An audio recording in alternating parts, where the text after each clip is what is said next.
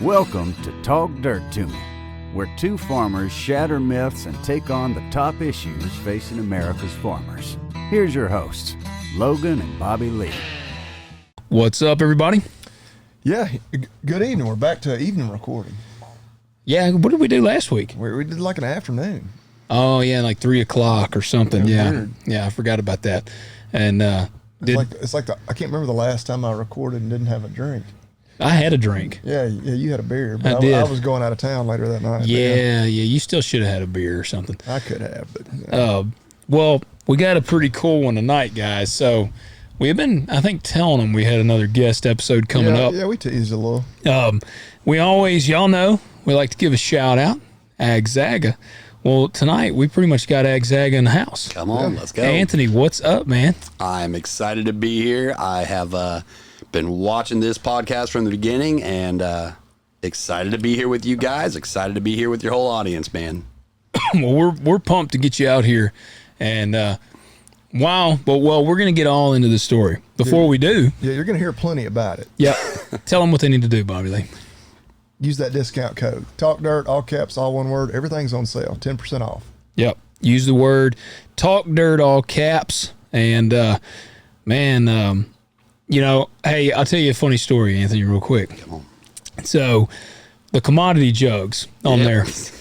I am like, I learned that I had an issue with the Indian and not the arrows on those. So, I had gotten these, and Bobby Lee used them first, and he was like, man, these are great. I was talking them up. Just call it a commodity jug. We can't call it anything what you else. put in there. It's a commodity jug. Yeah, but there was maybe a certain volatile liquid that we were using in there. And so Bobby Lee used them. He's like, man, these are good. So I got one.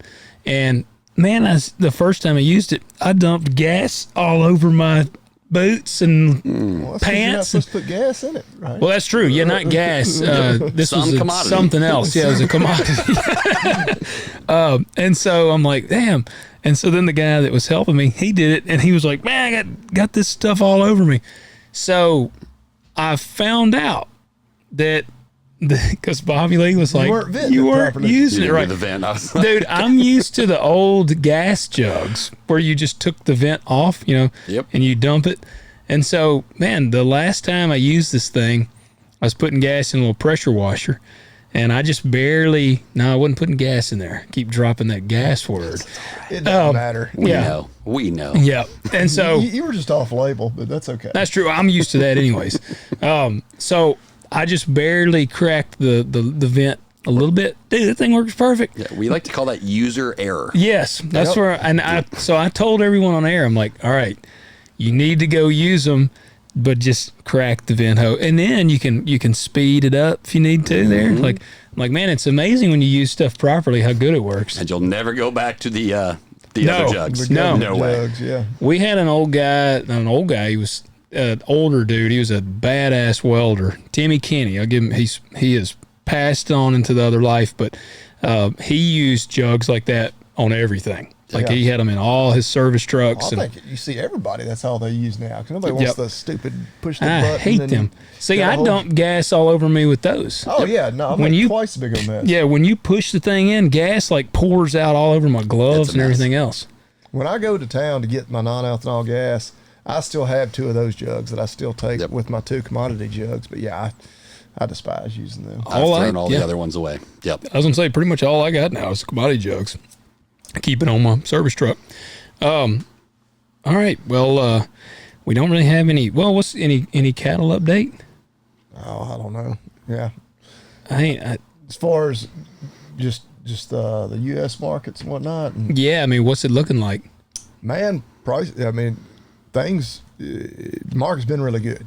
Really good is a simple thing. Of course, we talked about last week the screw worm shutting off imports from Mexico. That has helped a little bit, but there's just a lot of demand right now anyway. The cow herd's been small. The Southern Plains got a really good wheat crop for graze out wheat. You're every morning I'm seeing people posting, sales reports. It's just like, good Lord. Like, how are these cattle going to pencil out? But, yeah. Well, I'm going to have to go heavily into the cattle, it sounds like. Well, that's what, current news. Did you see where Cargill laid off 8,000? I did, man. I immediately called our buddy Lee. He made the cut. He was actually at a Cargill sales meeting. As I called him, I was like, "So you didn't get fired?" He's like, "No, man, I appreciate you reaching out and being worried about me." But no, anyway, yeah, we don't need to get too far off on that subject. Well, I did see that, and I saw John Deere's doing another round of layoffs. Yep. Yeah.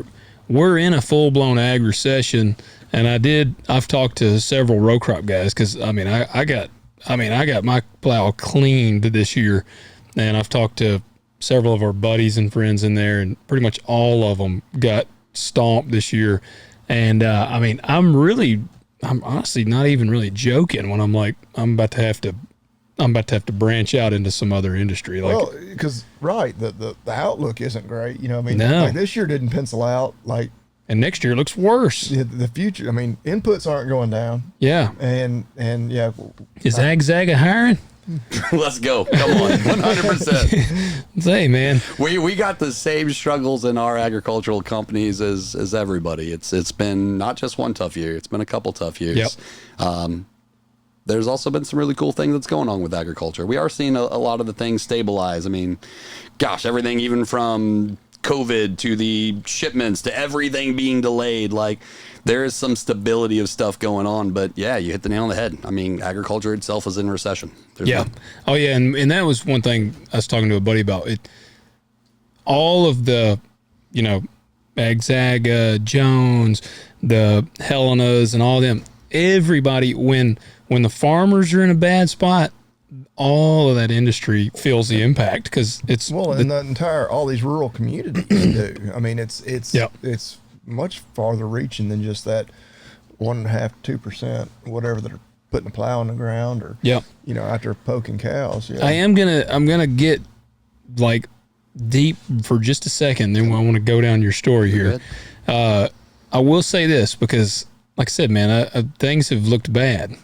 So there's no shame. I'm gonna be totally honest. There's no shame in, like, if you find yourself in a pretty bad spot, come on, get you some help, call and talk to somebody, because it is not a secret that suicide rate is like really high in ag. The farmers it's like right there with the military on suicide rate.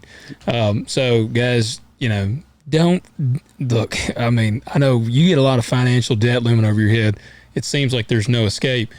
There's things you can do. At least talk to people. Like, don't let something like this drive you to, I'd say, a temporary problem doesn't need a permanent solution to it like that. So get some help if you find yourself really, if you are really bad in, reach out to us on any of our platforms, go to our website or message us on Instagram, whatever. If you are just really struggling, we'll talk to you. So 100%.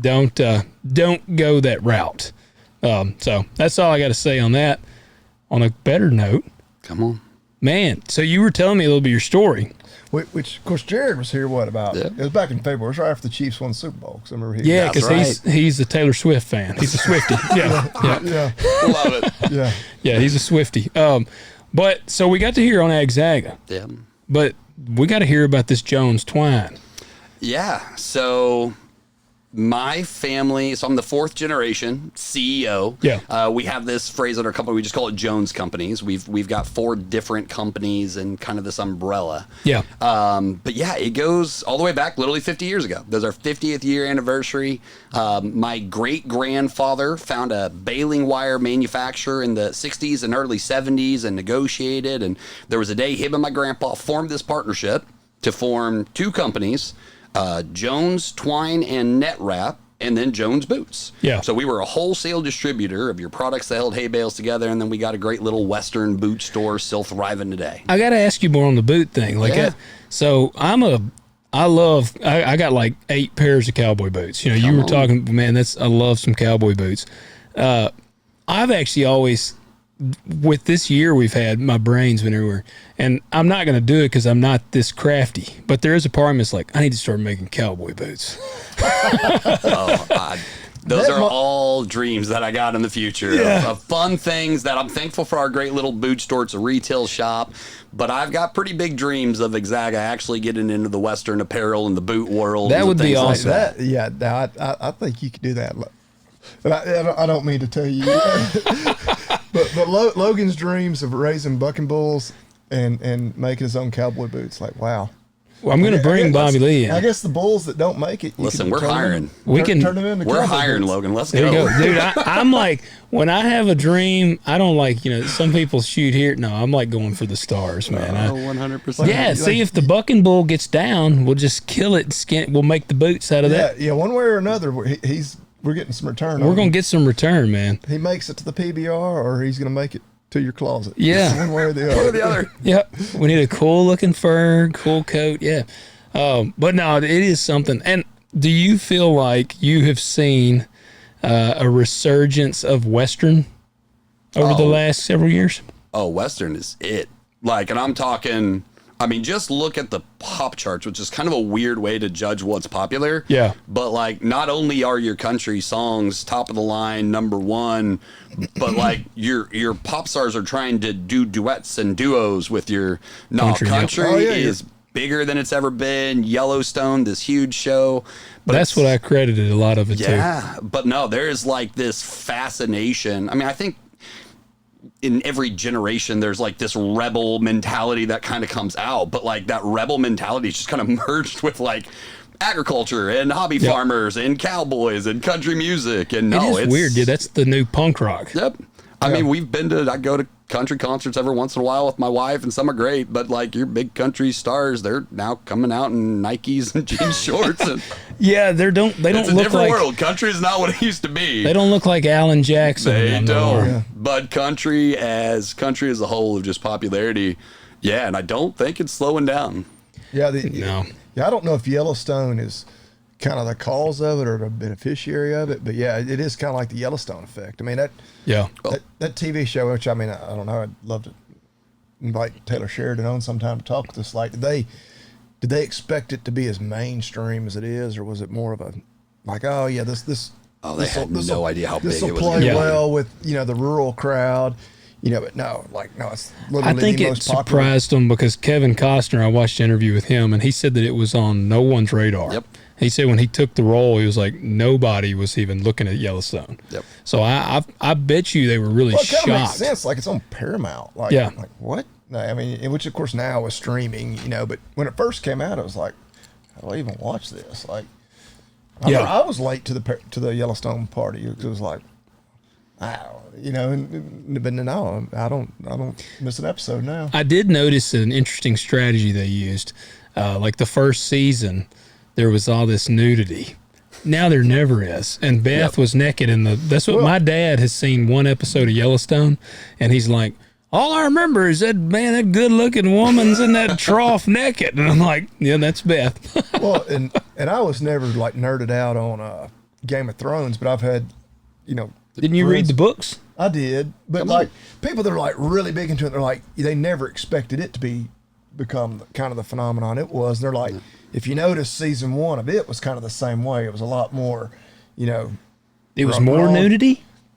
I don't know how you put any more nudity into a show. Well, I don't know, but they're like, they kind of tamed it down a little bit, which I did watch it. I can't remember. I don't know. I told y'all I quit. Yeah, same season way. 4. Like, they didn't realize how mainstream. But you're right. Yeah. Oh yeah, which it's hard for me because I mean we live in a rural town and I kind of stay in my bubble. But I mean, you go out to eat. I mean, have people in there wearing cowboy boots, blue jeans. Well, crazy stat. One of our little catchphrases with Agzaga is the online farm store. So I try to do everything I can to research those businesses, those industry. Yeah. Tractor Supply dominates it. But there's a lot of research that even Tractor Supply has let out. 75% of Tractor Supply's customers literally call themselves hobby farmers or agricultural enthusiasts. Really? 75% of people that are shopping at Tractor Supply. Wow. Like, it's figured- in, man. Yeah. Wow. I would have swore that it was maybe 50%. That's what I'm going to say, 75% like they're a $12 billion company. And like, it's, No, that's awesome. Like we want more people to Yeah, let's narrow that divide that's been going on in there. And I mean, dude, like I said, y'all's company, y'all do a great job of this, the Agzaga store. We've praised it, like, especially this time of year, man.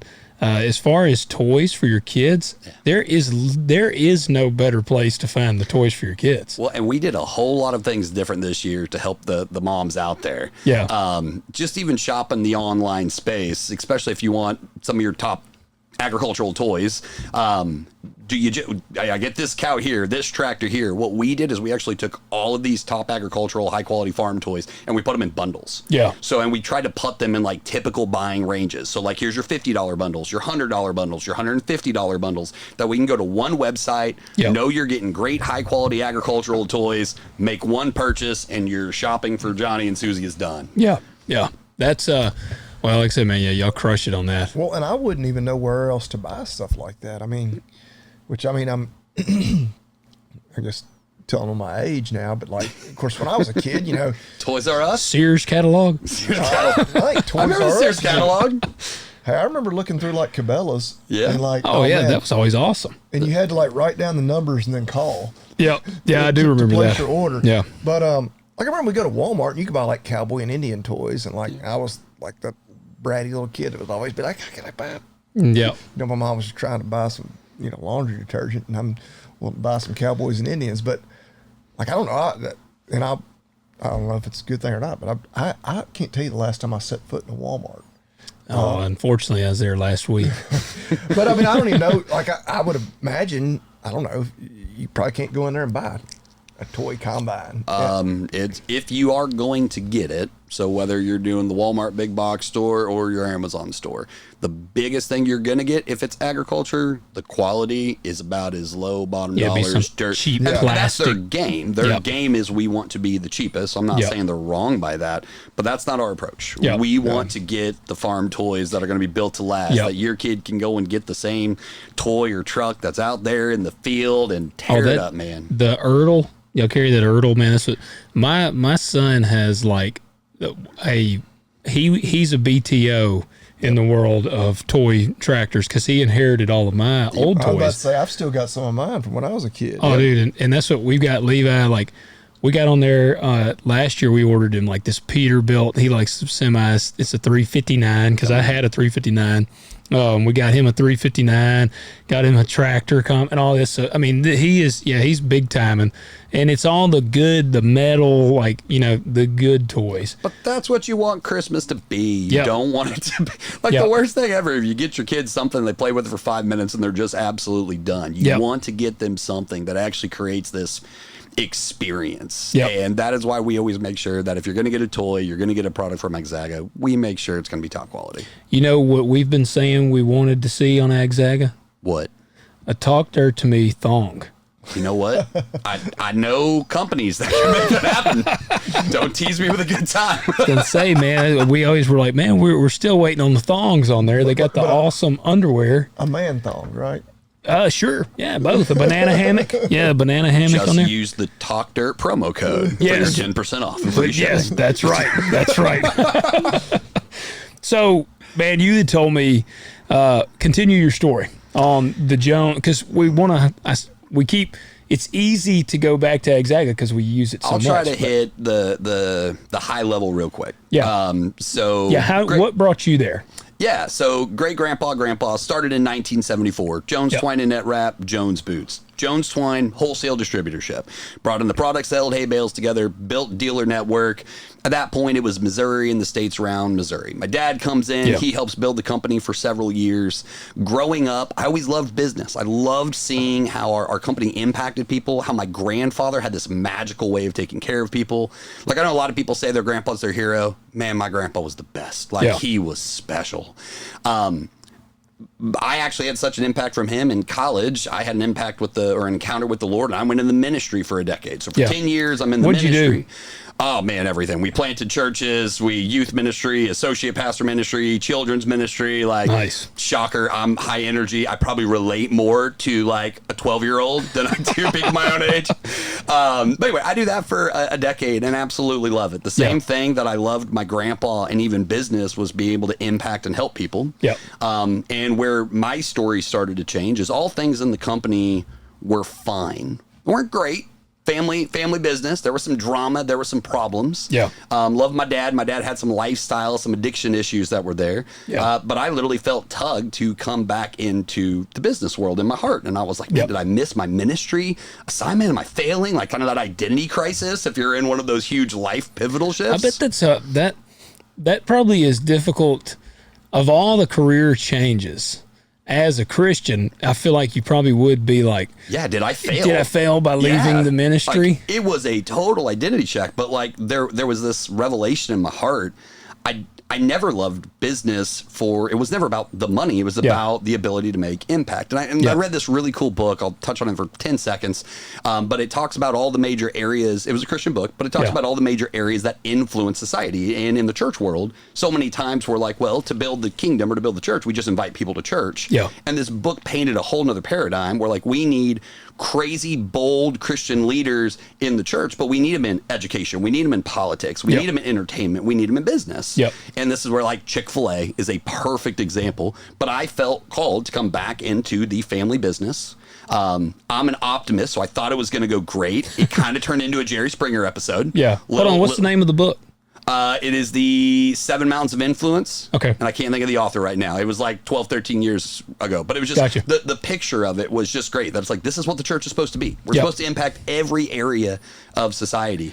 Well, I'm glad you say that, because I think you see a lot of churches, they actually they almost pull themselves in. They do. And it's like, we got our area. We're going to stay right here. You can come in here, join us, but we're not going to really go out. And if that's a person's heart, I'm not saying it's bad, but gosh dang, how are we supposed to be light to the world, salt to the earth, if we're not willing to go out? And this is where I love Chick-fil-A. Like, I'm not going to get into it, but I could literally talk for an hour on how incredible Chick-fil-A is, but it's just a fast food chicken sandwich. Yeah. Great Chick-fil-A sauce, but they have this culture inside that, like, I might be having a horrible day, and then I go through that fast food line and I got a smile on my face. Oh, yeah. Yeah. And I mean, it's like they truly have a culture that's like almost a kingdom spiritual experience, and they're not shoving it down your throat. They're just loving, serving, helping. And I saw that with my grandpa growing up. Yeah. So when I came in to work back for the family, didn't know how it was going to play out, and kind of went through this really dark, difficult time. My grandpa got diagnosed with a bad liver, not a drinker, just got diagnosed. He passes away a few months later. Yeah. The hope was my dad would step up to the plate. My dad spirals out of control. And then we make a couple really bad financial decisions. My dad made some bad financial decisions, and our company's on the verge of bankruptcy all of a sudden. Yeah. And that's how I stepped into CEO. My grandmother was the full Like, owner. here you go, man. Exactly. Yeah. So my very first year as CEO, everything was stacked against us. Back was against the wall. But when God calls you to a place, it's really cool because there's this purpose on the inside of what you're stepping into. And that is where I'm between a purpose with God, and I'm about as ultra competitive as a guy that you find. Yeah. And just dumb enough that I feel like if God's for me, I can figure it out somehow, some way. Yeah. And we step into this Jones Twine and Net Wrap company. And over the next 4 years, we fly all around the world. We find the top manufacturers. We negotiate the best prices, the best service. We build this internal customer service and sales team, and we end up 5Xing the company. We found us bringing in the red, white, and blue Net Wrap. Just a total game changer on blowing it up and putting us on the map. How did you survive the first year? Oh, dear Lord. So I'm going to piggyback on this because you actually opened the episode of something that I'm really, really passionate about. Okay. I don't want to rabbit trail this too much. No, yeah, dude, we love rabbit trails. Good times. That's all we do sometimes. So when I stepped in as CEO, you want to talk about the weight of the world. Being on my shoulders, Grandpa's legacy. And yes, I did some business in college. I read some business books. I had some ministry time. That does not prepare you to be the CEO of a $1 million company on the verge of bankruptcy that you don't even know where to start. Yeah. And I mean, just about everything went against us, but it was like through the grace of God, doors just kept opening up. You could almost just feel the light at the end of the tunnel. Yeah. But during that year, because I didn't know how to handle the pressure, I mean, I developed anxiety attacks, IBS. I developed insomnia. And then like I'm one of those guys, I'll work as hard as anybody, but I still want to be super dad. Yeah. I don't want to lose my family. Like I got my priorities there. Yeah. And no, my first year was hell. It wasn't really till year 2 or 3 to where I had the business success, but like I'm on the soul on the inside, it was a struggle. So just doubling down that if any of you guys are going through a really difficult time, don't make that bad decision. Reach out, talk to somebody, message me, find me on Facebook, find me on LinkedIn, wherever you want. I don't care. Message these guys. Yeah. But I know what it's like to go through that really dark time. But just through persistence and grit, we were able to kind of explode this wholesale distributor product of hay baling products.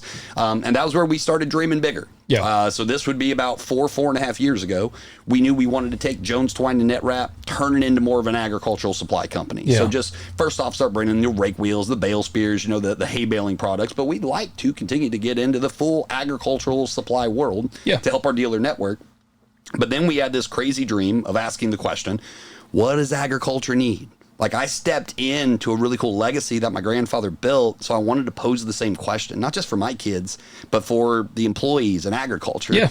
And what does agriculture need for 50 years? Well, they were awful at marketing, at tech, at getting into the online world. And I kind of had some knowledge always with behind. That. Yeah. Oh, I mean, it was. But the problem is this: like technology and online, it is evolving quicker now than it ever has. So if we don't find ways to get on there, and it's where I love you guys, and I love what you're doing here, and I love your heart, because if we don't close that gap of agriculture, telling the truth, telling our story, that gap just gets wider and wider and wider. So that's where we looked up building an e-commerce, which would have been way more simple, easy, and less expensive. There are easy ways to try and get into the online world, but I already had some experiences with some companies that tried to build through, just going to call them maybe woke mindset. And they couldn't do it. They were getting shut down. Their companies were getting shut down. So we chose to build Agzaga in a way that there is nobody in the online world. We don't have, the way we build our cloud system, it's not controlled by anybody anywhere. This thing can 100% be built for ag, by ag, and we built it in a way that it truly can become some form of a marketplace with the goal of becoming an agricultural Amazon. Did we have the skill or the talent to do that? No, it was a crazy dream. But literally, through the grace of God, I got an unbelievable group of guys.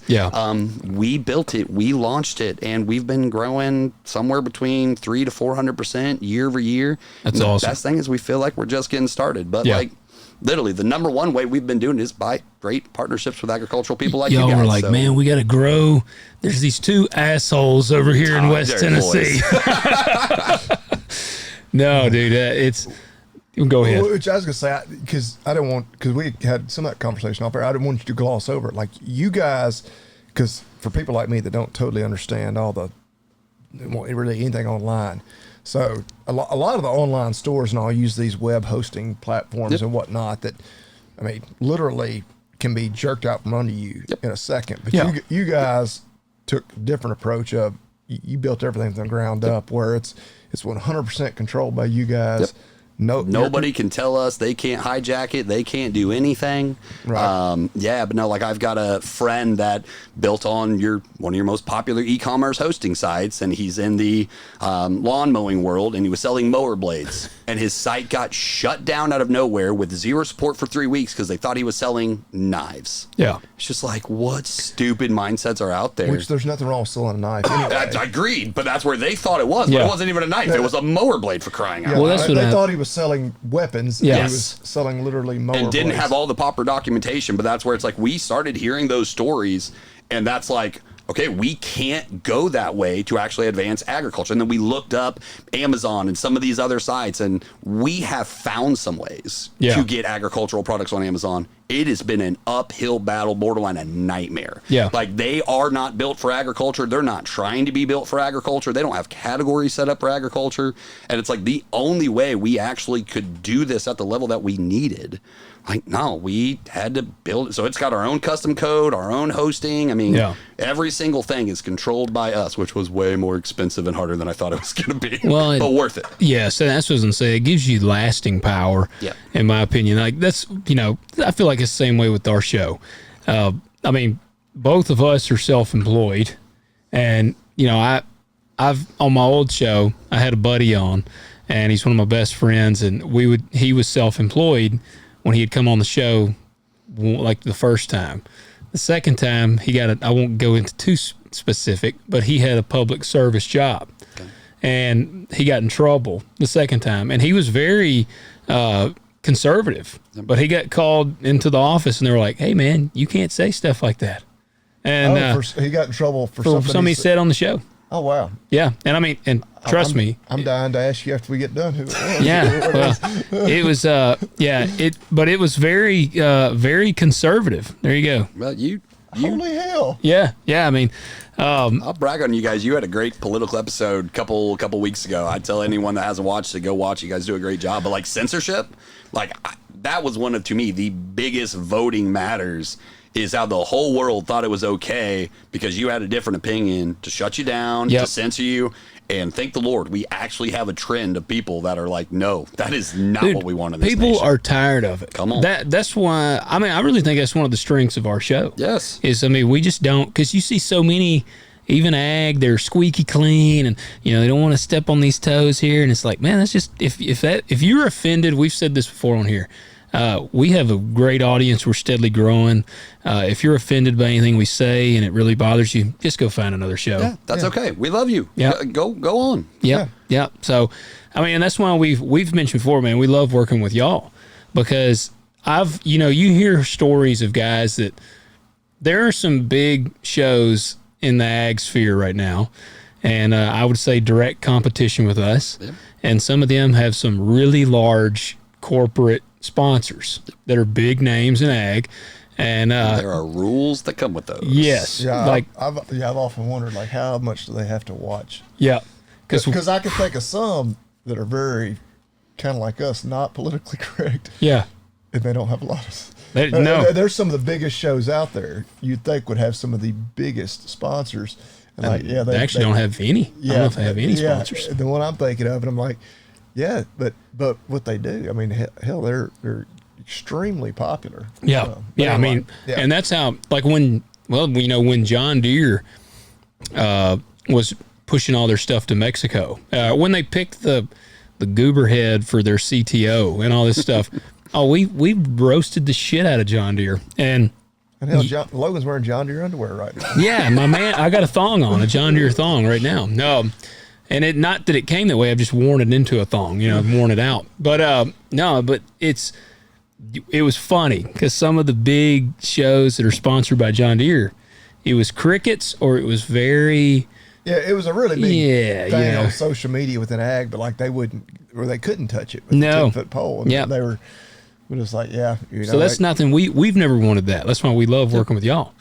So, I mean. Well, that's, to me, if someone has this huge, large show, this huge, large following, and that is like their day job, that's paying their bills, man, I can understand. I'm not trying to hate on it. Oh, yeah. But, like, where we have loved with you guys and connecting with other agricultural people out there, we believe there is something that agriculture needs that might be more than the dollar. Yeah. And that's where, like, I'm not judging whatever decision they would make. That's fine. Yep. But like, no, I'm all in on freedom of speech. I'm all on be bold. And it's okay if we disagree. It's okay to have a difference of opinions. You be you. And if someone has a problem, don't. But if you do watch this, like, follow, share. That's right. That's right. Thanks, you guys. Yep. Go like Agzaga too, please. Yes. Yes. You hit on something. It's okay to not agree with somebody on everything. If you agree with somebody on everything, you're probably just a sheep. They're a robot. They're sheep. They're not. I don't agree with things that I thought yesterday. Yep. Yeah. I mean, like, right. I mean, it's okay to not agree with somebody on everything. Bible says iron sharpens iron. And like, I coach my kids' youth football, which I know you just came from your kids' basketball practice. I don't know what you guys. I was not coaching. I coached t-ball. Smart. I've coached everything with my kids from youth football to youth basketball, and dear Lord, I don't have the patience. Basketball, I'm a casual observer. Come on. I'm just the taxi to and from practice right now. But I say that for this, like, every time as a coach and as a player, when you win, it's great. Everyone's happy. But guess when you lose, you learn so much more when you lose. Yeah. Like we've had moments in our business where like we had seasons where it's like, man, we're winning. But those moments where you lose, where your back's against the wall, like that's your opportunity to shine and to thrive. And it's just like our nation lost that. It's like we're not willing to disagree. We're not willing to challenge each other. And it's like that's where greatness comes from. Allow that dialogue to happen. Dude, you're hitting on it. I think that's where agriculture is right now. I know, like I said, for myself, I'm in a position right now where I'm like, all right, something's got to change. Yep. You know, like I'm a full-time farmer. This is what I do. The bottom line ain't working right now. Yeah. So I got to make some adjustments. And that's where Rob Sharkey, we've talked about him before. He's awesome. He is, man. And earlier in the year, because we knew these things looked bad. Like in the middle of the year when it was a drought, we were like, this is going to be bad. And Rob put up a little video, and he was like, guys, I know things look bad. And he said, I've seen a lot of guys talking about how bad it's going to be. And he said, and it's probably going to be pretty bad. And he said, but you can approach this, what is it? Necessity is the mother of invention, or whatever it is. You know, necessity is the motherhood of invention. Yep. And that's what he was like. Moments like this is whenever you see some people really do some awesome things, because it's like you're desperate. Yep. You know, you're like, all right, I got to do something. When everything's booming and jihawing, you just keep towing the line because you're like, what's the point? I mean, we're good. That's where I love U Sports, FFA, agriculture. Like, my son thinks he's going to be an NBA athlete. And Aiden, if you watch this, I'm sorry, your dad is not that tall. It probably is not going to happen. Yeah. But hey, now there's been some shorter guys in the NBA. Listen, you give them all the hope. I cheer them on. Like, fight for it. Yeah. But the reality is, probably, but why do I love U Sports? It teaches that grit, that determination. I want my kid to even take the last second shot and miss it. Yeah. And cry and be heartbroken. Yeah. But then be better because of it. It's where I love FFA. It's where I love agriculture. It teaches that grittiness. Yeah. But yeah, there's just something about our society. We're like so scared to disagree for fear of censorship or fear for the loss of a dollar. And I see this trend in our country. That ain't perfect. We got problems, but gosh dang, like we're actually getting back to a healthy thing of celebrating difference of opinions. Yeah. And it's needed. It is. So where is Jones? Like, what's the next step for y'all? Oh man, I feel like we're just getting started. So Jones Twine, if any dealers out there need any agricultural hay baling products, I got some great competitors that are just great people, but we really do. We got the best products, best prices, best service, incredible sales team. Yeah. Warehousing can ship coast to coast in 3 to 4 days. So Jones Twine, just awesome things that it's bringing to the agricultural world.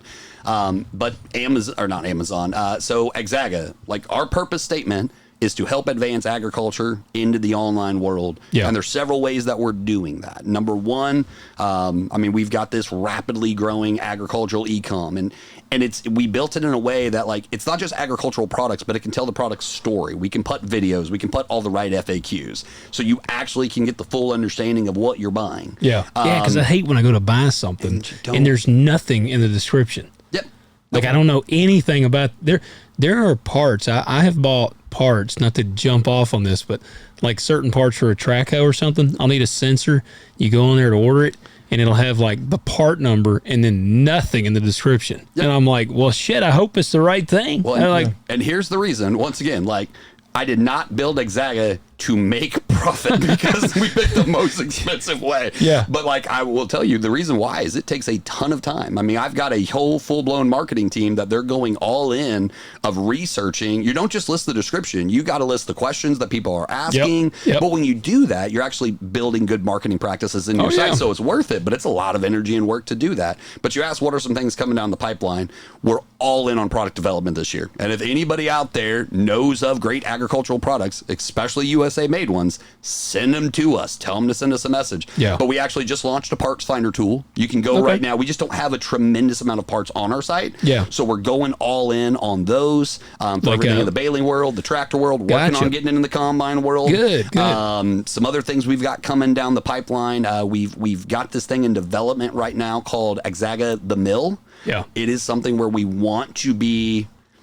So right now, if you are asking a question, so like I know the net wrap world inside and out. That is my family's thing for all these years. Yeah. If you go and ask Google a question about net wrap, Google's going to go through the whole internet, and it's going to run through all of these.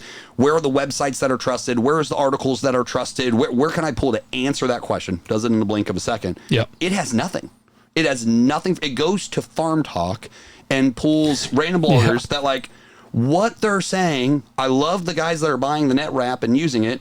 It's wrong. Yeah. They are not giving you correct things and correct descriptions or correct troubleshooting about NetWrap or your problem. Yeah. But Google has no source of trusted website information. Yeah. So we're launching this thing called The Mill that we are wanting it to be only articles on there, only videos on there. Yeah, we might do some fun, entertaining stuff, but really the heart as well is that we want a trusted, reliable, educated agricultural source, and we're pretty good at getting Google to trust Agzaga. We know the metrics and how to do that, the SEO rankings, everything.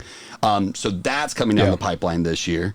And the last thing is just agricultural influencers. Like, we are going to try this year to get more of us together. It's like there's some awesome ones of us, and it's like we know each other, we talk. Yeah. But like, we would be more powerful if we could find ways to come together to actually unite each other and then help that next wave of agricultural influencers maybe have some understandings or some learning curves along the way.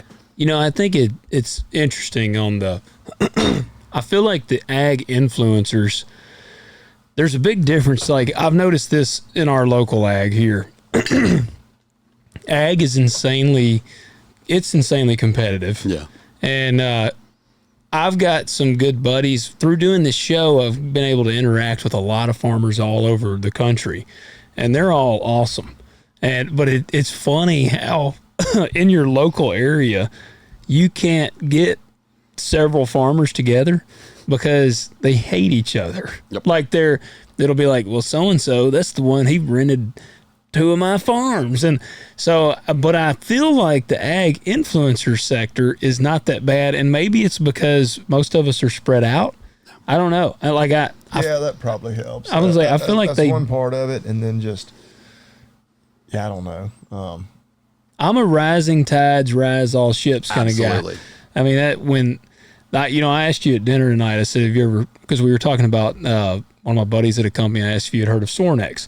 You said you were familiar with them. And dude, I think it'd be cool to see an ag thing. Like, Sornex does this thing called Winter Strong. And one of the like highlights of my old show was I got invited to go to Winter Strong. And it was invite only at the time. And there was like 150 people to come to their place. They got a farm in South Carolina. They cook like bad to the bone food. They had people from Naked and Afraid come and show you how to start fires, and you build fires, shoot bows, lift weights, and all this stuff. And it was so cool. Just a big networking event. It is. Yes. And one of the things Bert, the guy that is Bert Soren, he's the head honcho now. You didn't get to wear name tags because he said he thought about making people wear name tags. And he was like, no, I want you to have to go talk to people. Go talk, yep. And actually connect. Yep. And dude, from going to that, so many networks and it just like keeps going. And even now that's been like 3 years since I've been to Winter Strong, and there's still people that I'm like linking up. I mean, we had a dude on the podcast not long ago. I met him at Winter Strong. I haven't really communicated with him at all in that time frame. We reconnected like 3 years later, and he comes on the show, and now we've got contacts that have branched out from that. So like, I would love to see, I don't know, I'd love to see some of the ag people actually come together. That's what we want to do. So here's one of the things we're going to do in first quarter, and then the second huge thing we're going to try to do later in 2025. It's just kind of a bigger undertaking. Yeah. But we're going to be launching a spot on Agzaga.com that anyone that wants to become an agricultural influencer, an affiliate marketer for our products, as we're finding these products from all around, like you in your channel and your voice, even if it's smaller, is some of the most powerful things. And then in all of our partnerships that we've had, like they'll share it on their channel, but then we'll take it and share it on our channel or find ways to get our channels to actually mix together. But like, I will tell you, it's one of the things that we've learned at Agzaga. We used to pay a lot of money to get these high level commercials done, and they don't work near as well as an honest person just opening up the product, letting their kids play with the product, Yep. and then just sharing the story, that has provided way more of a following and traction. So we're going to open that up on Agzaga. Just anyone that's interested, even if you got a micro following, we don't care. Yeah. Come and apply, and we're going to try to help you with that. And then that's a great connection for any agricultural products to get out there and to get their name. Yep. But yeah, towards the end of 2025, we want to do, and that's sure, Agzaga's Agricultural Influencer Conference. We would love to try to bring all of them together. I don't care if it's us or someone else. Yeah. But it needs done. Yeah. We need to find a way to do that. And once again, not only just for us, but for the agricultural products that are really hard to get into the online world. Like, you can't just search it on Google and find it. What we're doing on Agzaga, the majority of our products, I don't even have competitors. Yeah. Because it's hard. Well, and that's where, see, now my gears are turning like crazy on this like gathering, because that's what Sornex does there is, I mentioned Montana Knife Company, and they were looking to grow, and they're a weapons. They make knives, so they can't run ads. They were blocked, and they were constantly getting shadow banned and all this. So they were just one of the main sponsors of Winter Strong. And then Traeger Grills was like a huge sponsor. And so, dude, I'm thinking now, I'm like, man, you could have like some of the companies you want to get their products known, have them be part of it. You could really do something cool with that. So we have the knowledge and the team to launch an online conference, which is low-hanging fruit. I mean, it'd be simple and easy. We could unite. People could come and learn from us. I mean, heck, I guarantee you there are tons of people out there for you guys to just tell your story, what you guys have learned, ups, downs, pros, cons along the way. Yeah. That would be huge. We want to do that online conference in 2025. Yeah. It's just going to be later in the year. But that needs to turn into not just an online conference. Like, we all need to get together, heck, whether it's the Louisville Farm Machinery Show or something, a day before or a day after. Y'all need to come to the Memphis Farm Show so that I don't have to travel. No. I'm down. Farm and Gene Show. Yeah. But I'm telling you, like, as the marketing world is changing, it is very different than what it used to be. Yeah. And that is where, like, for us to advance agriculture into the online world, for us to get these products out there, we need people with the followings and the channels, or that are just ambitious and want to try it. Yeah. We need to be empowering them, because that is the way to get products and their information out there. Well, and man, and I'm all for, I think a lot of people are afraid, because we do live in this digital age, and people are afraid to like put themselves out there. Yeah. And I periodically try to do something, maybe put up a video that maybe makes me look a little stupid, like. And I do it just to kind of keep my edge. Like, just recently a good example was the CTO thing. Like, I put on this like flowery, I don't even know, suit or sport coat. And, I did like this over the top thing. And I mean, when you're filming it, you're like, man, I feel like a moron doing this. But it's like, but dude, there's a part of me that really believes if you can march the beat of your own drum and you don't care what some people think about you, it's a superpower. So let me jump in here for fun. So if anyone gets bored, this is our 50th anniversary for Jones Twine and Jones Boots. Okay. So I did have a person come in, and we kind of told this like 7-part short mini series, short form content through Jones Boots Facebook page. And we have all of our old commercials. So my dad and grandpa actually had some really famous commercials. My dad had like he was my height, but he had like this grizzly bear, like boots and more boots voice. So whenever I stepped in, I was like, okay, I gotta outdo him. What do we do? So like some of our first commercials, like, if you buy your boots at Jones Boots, you get superpowers. And we did like, you lifted tons of weights, and then we ended with boots from Jones Boots is super relaxing. So we literally shot it in a hot tub with boots on in the hot, and just stupid crazy stuff. But like, did we feel awkward the whole time? I thought I was going to be made fun of by every friend and family member of mine for the rest of my life.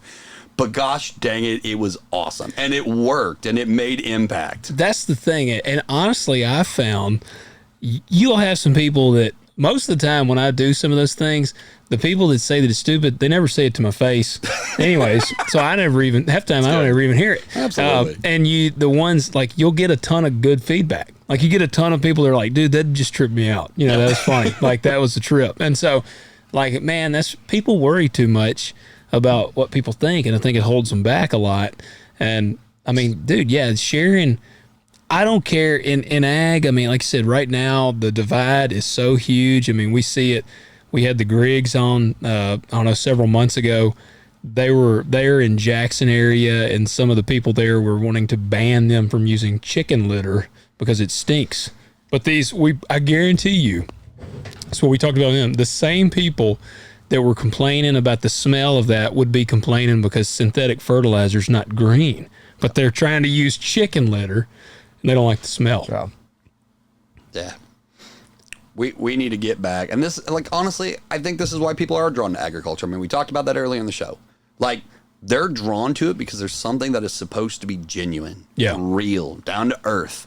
And it's like, as agriculture, like, people are looking at us right now. We have to lean into that. Yeah. We have to lean into who we are as human beings on this earth and what we are and what we do. Yeah. Well, and people, and I don't know, maybe it's because of the life stage I'm in now, but I feel like people genuinely care more about where their food, where their clothing, where that came from than they did like in the 90s. Yep. Which, again, I don't know. I was a kid in the 90s, so maybe I just I didn't care about any of those things. None of us cared. I don't think anybody cared in the 90s. Cereal and ding dongs all day long. Right. Yeah, the way we ate, like, nobody gave a dang. Like, I mean, like, the Atkins diet came along, eventually or whatever, but like, people were. Did your mom make every other commercial was for cigarettes? Would your mom make the? It was still the damn Winston cup. Yeah, the cinnamon bread. I don't even know what they call NASCAR's Top Series anymore. I told Marcy I was thinking about this. Oh gosh, yes, that was breakfast. I loved it. Piece of bread toasted with butter, sugar, and cinnamon. Yeah, dude, I would eat a loaf of bread. Like so I told my wife, I was like, I bet you I would damn near eat a loaf of bread when I was like 9 years old. My A1C is going up just talking. Yeah, Bobby Lee's he's borderline pre-diabetic, and it's because he ate loaves of bread every Sunday morning. Well, it wasn't the loaf of bread necessarily. It was the sugar. It was the loaf of bread, the sugar. Yes. So yeah, and it wasn't butter. It was damn margarine. Yeah. Can't believe it's not butter. Damn canola oil. Yeah. Oh, dude. Yeah. No, I definitely think, and that's, I think as much as you're seeing people wanting to get back on the farm like that, you're wanting to see them support companies like y'all's, because we're wanting to get away from big. Yep. That's what it feels like, nobody wants the big ag, nobody wants the big pharma. We're wanting to let's go to the company that we know who runs it. What are their values? What are they about? We bitch about people in the ag sector, and they fly like the trans flag and stuff during Pride Month. 99% of their clientele and customers don't support that, but it's like, well, we gotta march to the beat of the woke drum, we gotta, and so things like that. It's like, dude, people want to support companies that are in line with them. Yep. I mean, and used to nobody cared. I remember. Like, I used to wear Levi's jeans. That's just what I wore when I was growing up. And when I got to, I don't know, probably 20 years old, I found out they were donating to anti-gun stuff. And I quit wearing them. And I had a guy who's like, he asked me something about it one time. I was like, I don't wear Levi's jeans. And he's like, why? And I'm like, because they're anti-gun. He's like, well, that's stupid. And I was like, well, it's my money. Yep. Why would I give it to a company that goes against what I stand for? They're literally going to take some small percentage of that and fight against something that's I'm passionate about. Yes. I just believe God made us with deep emotions to genuinely want to connect, to want to care. And it's okay that people don't agree with us. Like, that's all right. I'm not mad at anyone for disagreeing. I'd actually love great dialogue, healthy dialogue, which never happens. No. But at the same point, I love when there is a story that I believe that I can get behind, that I can connect in any area. Yep. But yeah, no, I think people are longing for that. And that's where, there are days of what we're trying to build in Agzaga. Yeah, I want to take my head and smash it on a brick wall. It is hard. It is difficult. Everything that I thought would be challenging is 1,000 times harder. Yeah. But I'm just like, dang it, we have to do this. We got to find a way to make these things happen. Yeah. Yeah, what do you, this is, we try to, because we have people ask all the time, like, how can I become a farmer? And that is such a hard question to answer. That's such a vague question. It is. It is. It's like, well, raise a chicken. Let's yes, buy a couple let's chickens start and see there. if we can do Like a that. 20-page questionnaire I need you to fill out. yes. Yeah, Where I mean, do you live? But I think they're asking something different. I like so many times, like when we ask a what question, like what does it take to be a farmer? Really, we're asking a why question in our heart, but we maybe just don't know what to say. And that's Yeah. where it's like, do they literally want to go get into 1,000 acres? No, but there's something in agriculture that they do want. Yeah. There's something they're longing for. There's something they're wanting to connect. yeah. And that's where it's like, okay, so how do we do that? And that's where it's like, literally, if you're watching this podcast and you live in downtown Memphis and you don't own any acres, like, man, that's awesome. Like, just be a part of agriculture. Be a part of our story. Be knowledgeable. Yeah. Like, the amount of ridiculous food information out there. Like, don't even get me started on the word organic. Yes. But, like, on things like that, like, just be knowledgeable. Yeah, but I think people are wanting to connect with ag, which is good. They should be. It is, yeah. We feed the world. Yeah. Yeah. Yeah. Well, and man, it's just I don't know. It's been an interesting time. Like, because it's almost farming and farmers have almost become like adversarial to a lot of the regular people. We get great support from a more large portion of the people, but then you have those people that are like, well, farmers are just poisoning the world. And so that's where I think it's beneficial for farmers to share. And look, I have been guilty of this myself. Like, you get so bogged down with that I'll just be an asshole sometimes because you get tired of it. So I'll share the meme where it's like, Alex Jones will be like, they're putting chemicals in the water that's turning the frogs gay. And it's like, I like to, sometimes I'll just feed into it. I'm like, hell yeah.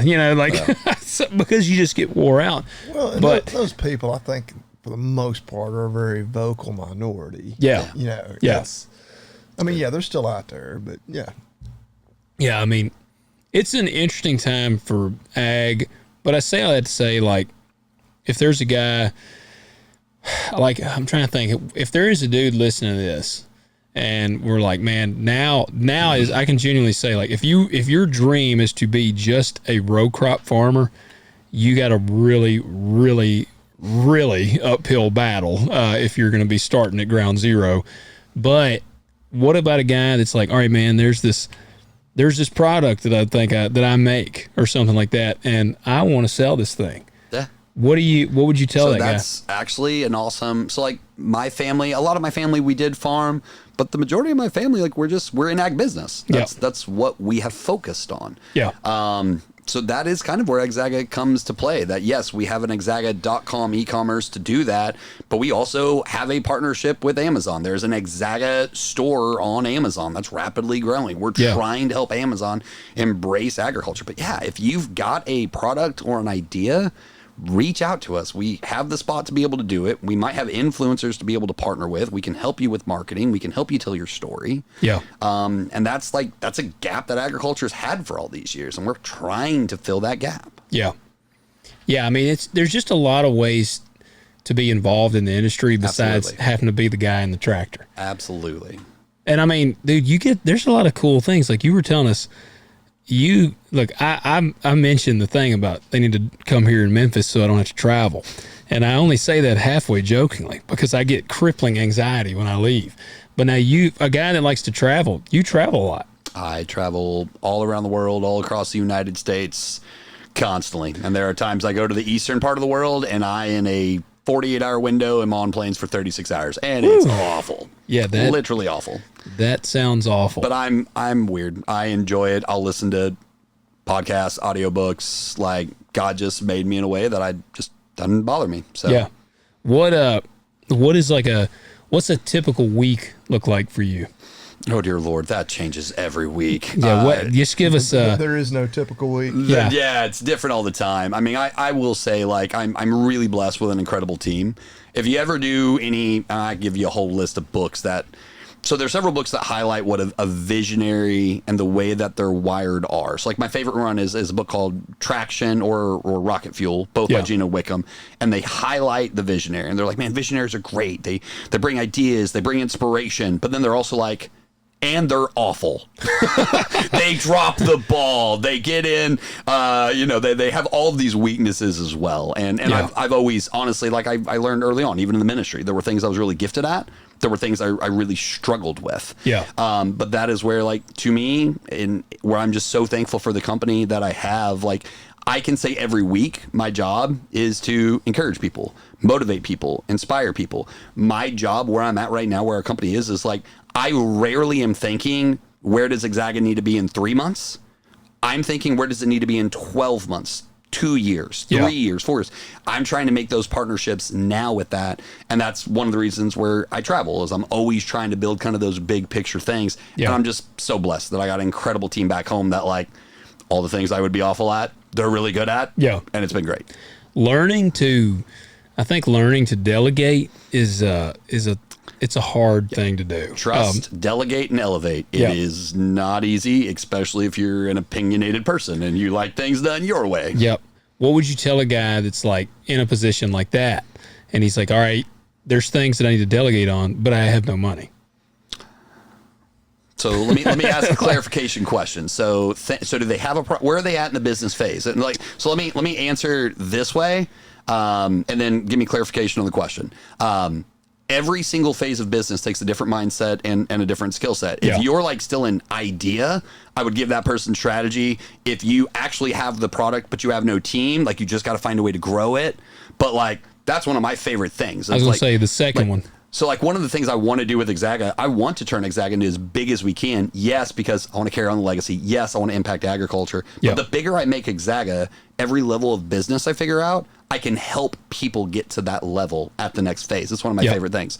But, like, the second level, they have a product, but they don't know what to do. So the whole way, you have to find a way to grow. There are 3 ways to grow a business or a company. You grow a company either through sales, marketing, or having a product that is so good it actually brings attention to it. So, like, Amazon as a product doesn't have to do marketing because it's Amazon. People come to it.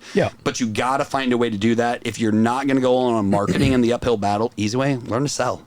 And find the partnerships. Learning to build relationships and partnerships is the way. And that's why I'm trying to make Agzaga one of those easy partnerships. Like, hey, go find an agricultural product and then let us help you. Yeah. And that makes sense, man. Yeah, that definitely, and I feel like today we have an easy, we've talked about this. It's weird because we say something like, now's a terrible time to become a row crop farmer, but now is actually a great time to get into agriculture because there's so many avenues and there's so many ways you can get in. I mean, and everybody just has this romantic vision of it, but man, it's, it can be pretty hellish at times.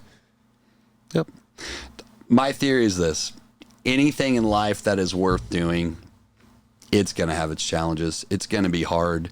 And that's where at the end of my life, if I can look back and say, dang it, I followed my heart.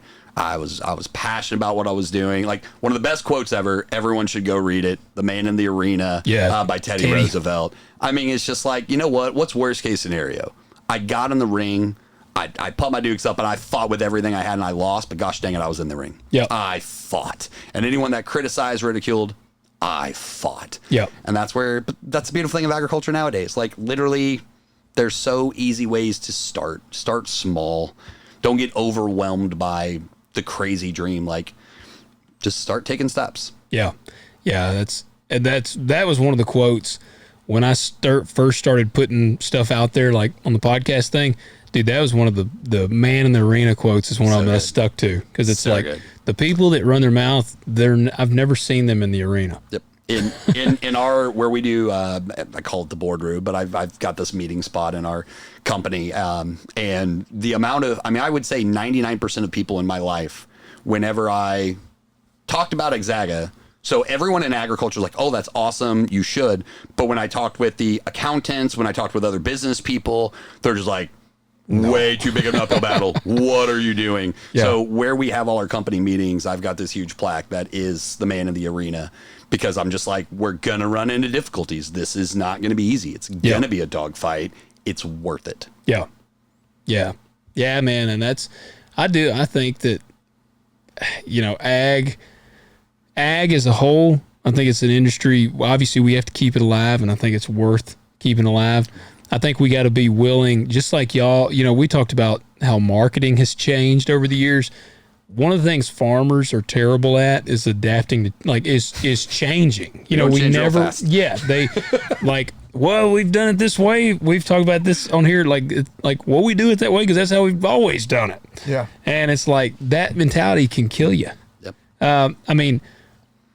Things have gotten so tight from a financial standpoint that if you're so hell-bent on doing things the way you've done them, because that's just always the way you've done them, it can break you. It can absolutely break you. So, man, I think it's really awesome what y'all are doing. I'm excited. Come on. Appreciate that. Yeah, we've had a great time working with y'all. And, yeah, like I said, we've been working with y'all now, what do we say, about 15 months? Yep.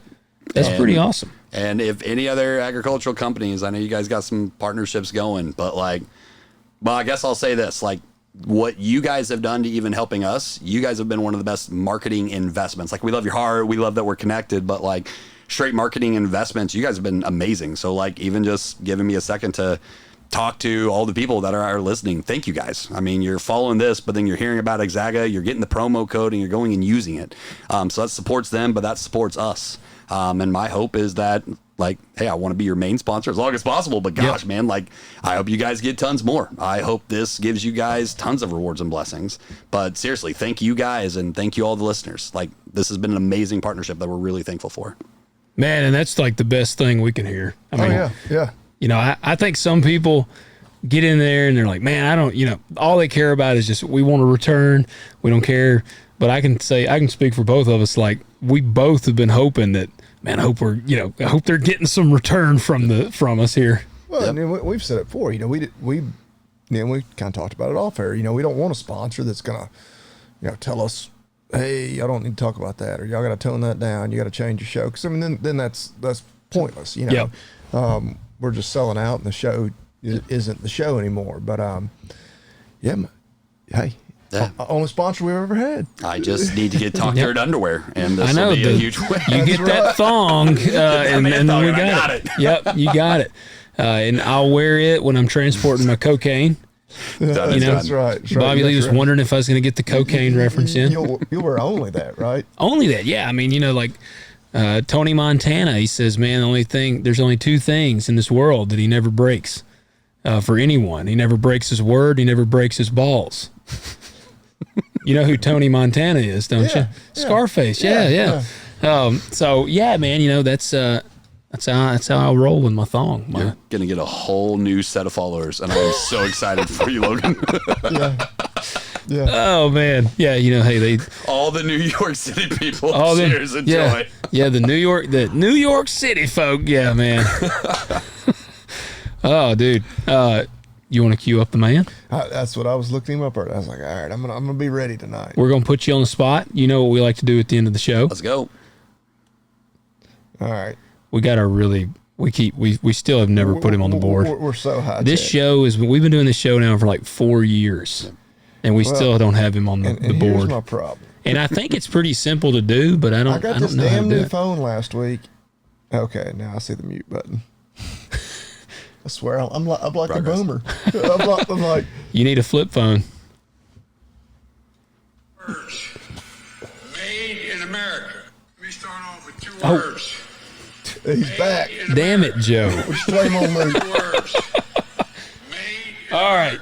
Yeah, okay. What do you got for us? What do you got for us? No, I love it. When I think made in America, to me, there's two things I'm looking for. I'm looking for number one, quality. I'm looking for innovation. This is not just a cheap thing. Yeah. So I'm going to shout out two companies that we've had great partnerships with Agzaga. And number one is the Perfect Fit Rake Wheel. Okay. Obviously USA made steel, but they actually have this innovative design that it fits 99% of rakes. There's one rake that I should probably memorize at some point. But there's one rake it doesn't fit, but 99%. They fit mine. That's what matters. I was gonna say, yeah, Bobby Lee, I know he uses them. But we literally, it's the most difficult thing that my warehouse team has to ship when we ship an entire set of rake wheels, but we can do it. We get it to you in 3-4 days. And then I'll brag on Agspray. Agspray has been a phenomenal partner. They do, sometimes they might import some of the components, but everything they try to do in the USA made. Awesome. And they take the highest level of care and quality. And I'm telling you, in the spray world, there is all sorts of cheap imports that aren't near the quality level. So props to Agspray. Props to the Perfect Fit Rake wheel, both on Agzaga.com. I was going to say, both of which you can get on Agzaga. Yeah, I was about to say, that's 2 products I've got right now that I'm using. Yeah, and the best part too, when you get on Agzaga to get these, you can use the code TALKDIRT, all caps, all one word, and you knock 10% off. Yeah, it's always on sale. It is our biggest code that we give to anybody. I have lost money on it often, but it's worth it, and we appreciate it. Talk Dirt, use it. Yeah, man. Well, like I said, we have really appreciated being partners with you guys and look forward to continuing that. 100%. And man, like I said, I'm enthusiastic about where we're going. And you know, you mentioned something like one of the big things with growing your company is, you know, look, the financial elements in that's great. You know, that's awesome. I mean, that's the same thing with growing the podcast. It's like, that's nice. That's like icing on the cake.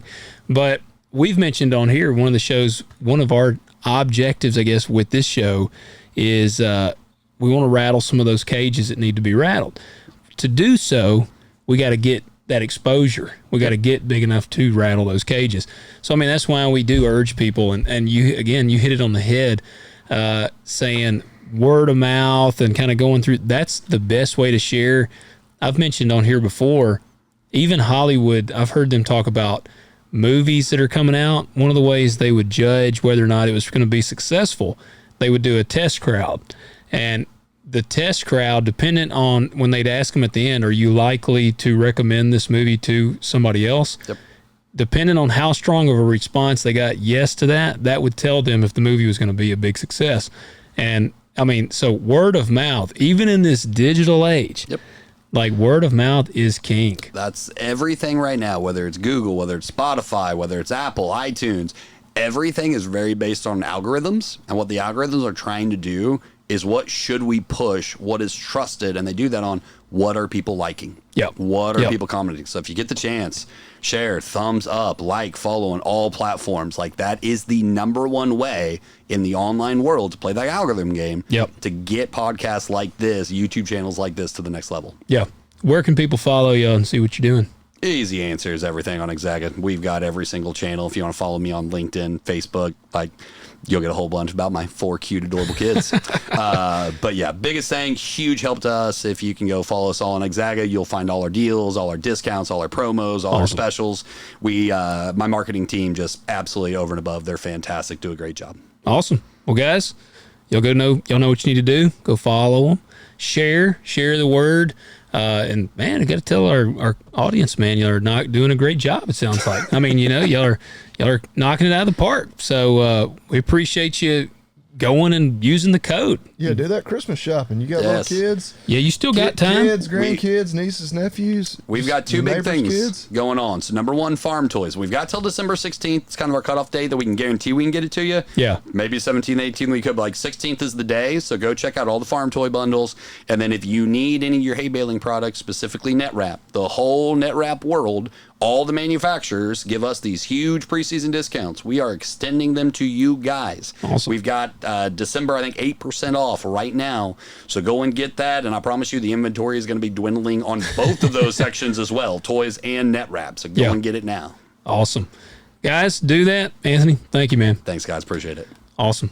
All right. We'll catch y'all next week. Yep.